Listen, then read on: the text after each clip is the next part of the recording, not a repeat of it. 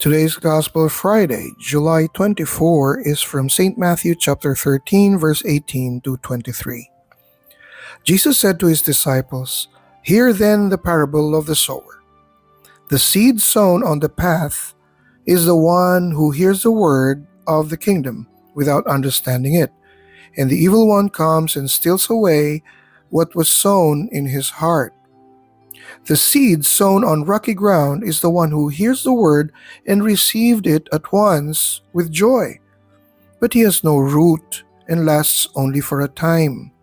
When some tribulations or persecution comes because of the word, he immediately falls away.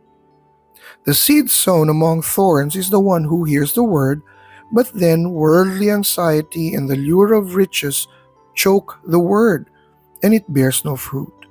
But the seed sown on rich soil is the one who hears the word and understands it, who indeed bears fruit and yields 100 or 60 or 30-fold. The Gospel of the Lord. Today's faithful reflection is from Sister Rachel Santos of the Hand of the Sower Catholic Community, 100, 60, and 30-fold. The seed sown on rich soil will bear fruit and yield 100, 60, and 30-fold. Wow! Ang dami naman nun. Sino nga ba ang di masisiyahan sa makakakuha ng ganyang karaming ani? Naalala ko tuloy nang minsang binisita namin ang aming cell meeting host. Puno ng excitement para kaming mga batang nag-uunahan sa pagpitas ng green makopa. Hitik na hitik sa bunga ang puno na ang karamihan ay nahulog na sa lupa sa harap ng kanilang bahay.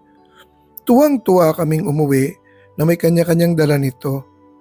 Kaya nga ba gano'n na lang ang ating pagsusumikap na alagaan ang mga binhing ating ipinupunla upang lumaki at mamunga ng sagana.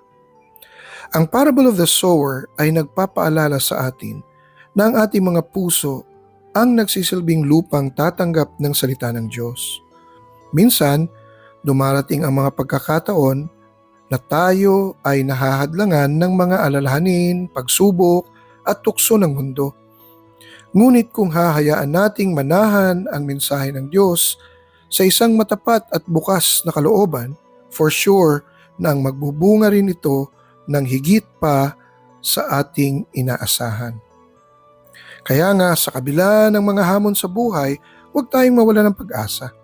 Patuloy nawa tayo magtiwala sa ating Panginoon at maging masigasig sa paglago ng ating pananampalataya. Di lang mga material na biyaya ang ating aanihin kundi pati espiritual, ang kapayapaan at kagalakan na tanging sa Kanya lamang matatagpuan at madarama. Let us pray.